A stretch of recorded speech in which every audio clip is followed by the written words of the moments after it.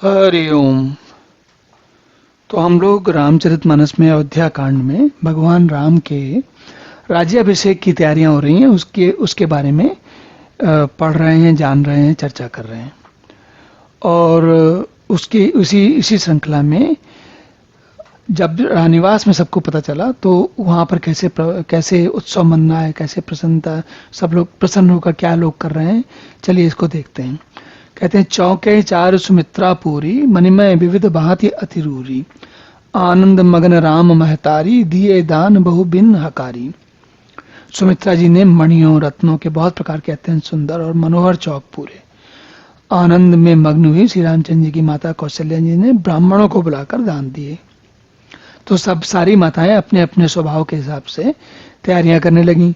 पूजी ग्राम देवी सुरनागा, कहु बहोरी देन बलिभागा, जय विद होई राम कल्याणु, देहु दयास करि सो बरदानु। फिर कौशल्या जी ने और ग्राम देवियों, देवताओं और नागों की पूजा की, और फिर बलि भेंट देने को कहा, अर्थात कार्य सिद्ध होने पर फिर पूजा करने की मनौती मानी। प्रार्थना की कि जिस प्रकार से श्री रामचंद्र जी का कल्याण हो वही वरदान दीजिए। गावहि मंगल कोकिल बयनी, विदुबदनी मृग सावक नयनी। कोयल किसी मीठी वाणी वाली, चंद्रमा के समान मुख वाली और हिरण के बच्चे जैसे नेत्रों वाली स्त्रियां मंगल गान करने लगी। तो उत्सव हर प्रकार के मन रहे हैं। घरों में हमने देखा है, घरों में भी उत्सव होते हैं तो लगभग ऐसी ही स्थिति होती है। महिलाएं गा रही होती हैं, स्त्रियां गा रही होती हैं, घर पर परिवार के लोग सब लोग कामकाज में लगे होते हैं। तो जैसे अभी विवाह का सारा कार्यक्रम चल रहा था, अब जो है सारा कार्यक्रम भगवान राम के राज्याभिषेक का चलने लगा। राम राज अभिषेक सुन ही हर से नर नारी, लगे सुमंगल सजन सब विधि अनुकूल विचार। अब भगवान राम का राज्याभिषेक सुनकर सभी स्त्री पुरुष प्रसन्न हो गए, सब लोग, और सुमंगल और सबको अपने मन का जान के सब लोग सोचने लगे कि ये तो बहुत ही अच्छी बात है, और सबको बहुत ही अच्छा लगने लगा। हर किसी को इस बात का आनंद आने लगा। तब नरनाह वशिष्ठ बुलाए, राम धाम सिख दीन पठाए। गुर आगमन सुनत रघुनाथा, द्वार आए पद नायव माथा। तब राजा जी ने वशिष्ठ जी को बुलाया और कहा कि श्री रामचंद्र को, भगवान राम को, श्री रामचंद्र जी को अब ठीक से बताओ कि शिक्षा दो कि राज्याभिषेक की तैयारी में क्या करना है, उनसे क्या अपेक्षा है, किस प्रकार पूरा काम होगा। तो क्योंकि ये जो पूजा का विधि है वो तो गुरु बताएंगे, राजा को तो पता नहीं है। तो राजा ने कहा कि भाई इनकी तैयारी करो। किसकी? भगवान राम को बता दो कि राज्याभिषेक के लिए क्या क्या होना है। देखिए आनंद की बात है, भगवान है जो सारा दुनिया चलाते हैं, हम लोग मनुष्य उन्हीं को रास्ता दिखा रहा है। कहता है कि हम उनको बताएंगे कि कैसे राज्याभिषेक होता है। तो आगे का आनंद लेते हैं। सादर अरग दे घर जाने आने, सादर अरग दे घर आने, सो रही बात पूज सम्माने। गहे चरण से सहित बहोरी, बोले राम कमल कर जोरी। तो वशिष्ठ जी जो हैं फिर वहां पर कहाँ पहुंचे? महल में, भगवान राम के महल में पहुंचे।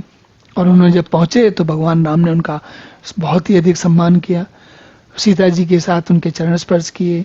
और फिर भगवान कहते हैं, सेवक सदन स्वामी आगमनु, मंगल मूल अमंगल दमनु। तदपि उचित जनु बोल सप्रीति, पठई काज नाथ असिनीति। यह कहने लगे, हे प्रभु, भगवान कह रहे हैं, देखिए भगवान महर्षि वशिष्ठ को कह रहे हैं कि सेवक के घर में स्वामी आए तो वो हमेशा ही अच्छा होता है, उसका सबसे बड़ी बहुत ही आनंद की बात होती है। यद्यपि सेवक के घर में स्वामी का पधारना मंगल का मूल है, सब अच्छा होता है। तब भी आप तो मुझसे मेरे अग्रजन हैं, मुझसे बड़े हैं, हमारे लिए पूजनीय हैं, मान्य हैं। तो आपको तो हमें बुला कहते, किसी दास को बोलते तो मैं तुरंत चलाता दौड़ दौड़े। नीति तो भाई यही है, बड़े लोग थोड़ी छोटों के घर जाते हैं, छोटों को बुलाया जाता है तो उनको जाना पड़ता है। तो ये बात भगवान कह रहे हैं। अब भगवान राजकुमार भी हैं, भगवान भी हैं, लेकिन भगवान है इसलिए सब समझते हैं, और भगवान है इसीलिए वो सारी मर्यादाओं का पालन कर रहे हैं। और प्रभुता तजी प्रभुता तज प्रभु कीन स्नेहु भय पुनीत आज यह गेहू आयस हो सो करो गोसाई सेवक कुलह स्वामी सेवकाई।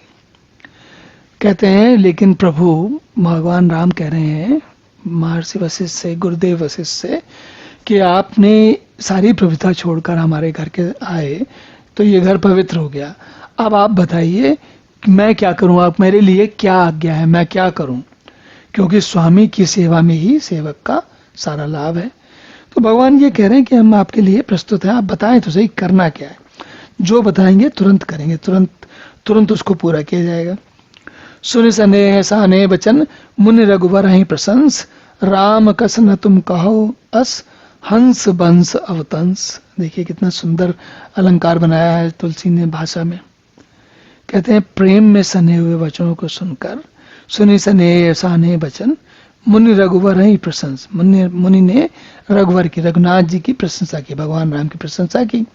राम कस न तुम कहो, हे राम ऐसा तुम क्यों न कहो, क्योंकि अस हंस बंस अवतंस, तो आप तो सूर्यवंश के जो भूषण है, हंस हैं, सबसे अच्छे हैं, उनमें से सबसे विशिष्ट हैं, तो आप तो ऐसा कहेंगे ही। ऐसा हो कि इसलिए कह रहे हैं, देखिए इतनी बात, इतनी घुमा फिरा के बात इसलिए हो रही है क्योंकि भगवान राम कह रहे हैं कि आप हम उनका सम्मान कर रहे हैं महर्षि का, और महर्षि जो है राम का सम्मान कर रहे हैं, कह रहे हैं कि आप तो भगवान हो। महर्षि जानते हैं कि भगवान है, तो कह रहे हैं आप तो कहोगे ही। सामान्य राजकुमार होता थोड़ी कहता ये बात, क्योंकि उसको समझ में नहीं आता, कि उसको समझ में शायद आता ना आता कोई पक्का नहीं है, लेकिन सामान्यता नहीं आता। लेकिन भगवान है तो भगवान क्या कर रहे हैं, भगवान तो सब जानते हैं, और जब भगवान सब जानते हैं तो उसके हिसाब से ही काम करते हैं। बरन राम गुणशील सुभाऊ बोले प्रेम पुलक मुनि राहो भूप सजेव अभिषेक समाजू चात दिन तुम ही जुबराजू। तो महर्षि कहते हैं, पहले तो उन्होंने रामचंद्र जी के शील गुण स्वभाव का बखान किया मुनिराज ने, फिर उसके बाद प्रसन्न होकर बताया कि राजा जी ने, महाराज ने तुम राज्याभिषेक की तैयारी की है, वो आपको युवराज का पद देना चाहते हैं, मतलब आपको युवराज बनाना चाहते हैं। तो राम करो सब संजम आजू जो विधि कुशल निभाए काजू गुरु सिख दे राय पह गए राम हृदय अस विस्मय भाइयों। अब देखिए क्या होता है। तो कहने लगे, महर्षि वशिष्ठ कहने लगे कि हे राम आप अब संयम कीजिए, जिससे विद्याता कुशल पूर्वक संयम कीजिए। संयम क्या कीजिए, संयम कीजिए का अर्थ यहाँ पर ये होता है कि जैसे हम लोग जब कोई पूजा होने वाली होती है तो उसकी तैयारी करते हैं, उस समय क्या करते हैं। अब ऐसा तो नहीं होता कि पूजा हो रही है और चार काम और भी कर रहे हैं। आज जैसे आज के समय में होता है कि एक हाथ में सेलफोन होता है और चार लोगों को बता रहे हैं और पूजा भी चल रही है। तो महर्षि कह रहे हैं कि भाई ऐसा नहीं करना है, संयम करना। संयम करना मतलब अब यहाँ पर ध्यान दीजिए पूजा के कार्य में, ताकि ये ठीक से पूरा हो जाए। तो गुरु जी ये बता के राजा दशरथ जी के पास चले गए कि भाई आप तो तैयारी करो, आपका राज्याभिषेक होना है। श्री रामचंद्र जी के मन में इस बात का बड़ा खेद हो रहा है। क्या खेद हो रहा है, एक खेद हो गया। कौन सा खेद हो गया, खेद क्या मतलब उनको अच्छा नहीं लग रहा। क्या नहीं अच्छा लग रहा, कहते हैं जन्मे एक संग सब भाई भोजन सहन के लिए लड़काई करण वेद उपवीत विवाह संग संग सब भय उछा। कहने लगे हम चारों भाइयों का आसपास जन्म हुआ, खाना सोना लड़कपन की खेल कूद कंछेदन यज्ञोपीत और यहाँ तक कि विवाह भी साथ साथ हुआ, सारे काम साथ साथ हुए। विमल वंश यह अनुचित एकु बंधु बिहाई बड़े अभिषेकु प्रभु सप्रेम पछतान सुहाई हरव भगत मन कै कुटलाई।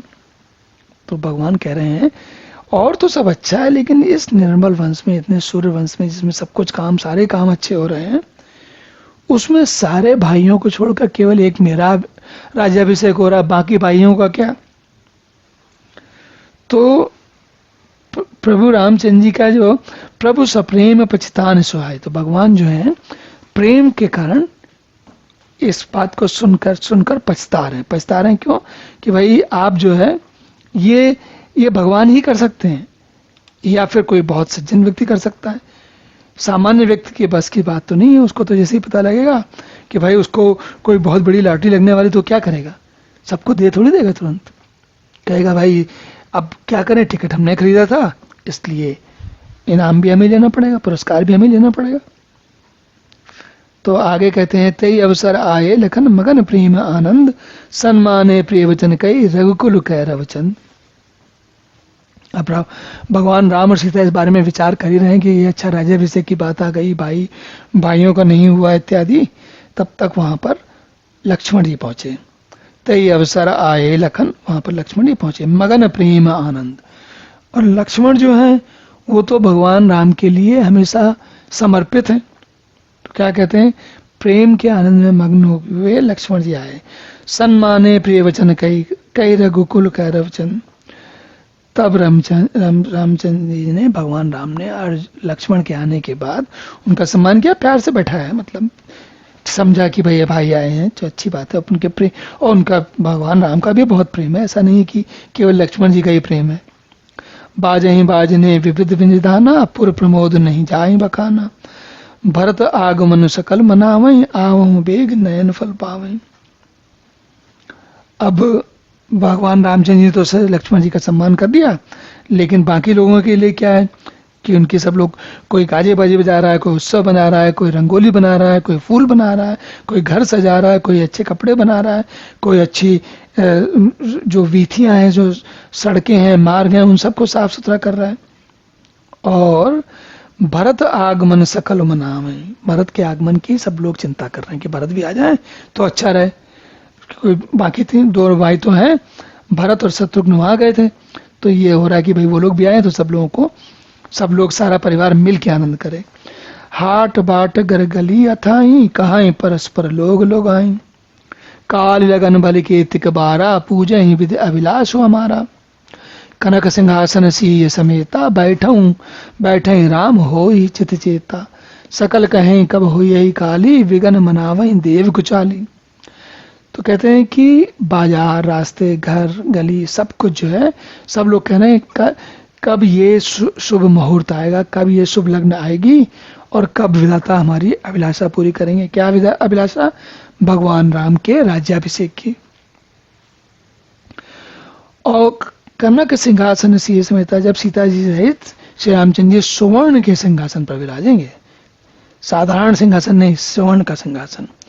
तो कहते हैं और हमारा मन चीता होगा। मन चीता मतलब हमारी कामना पूरी होगी।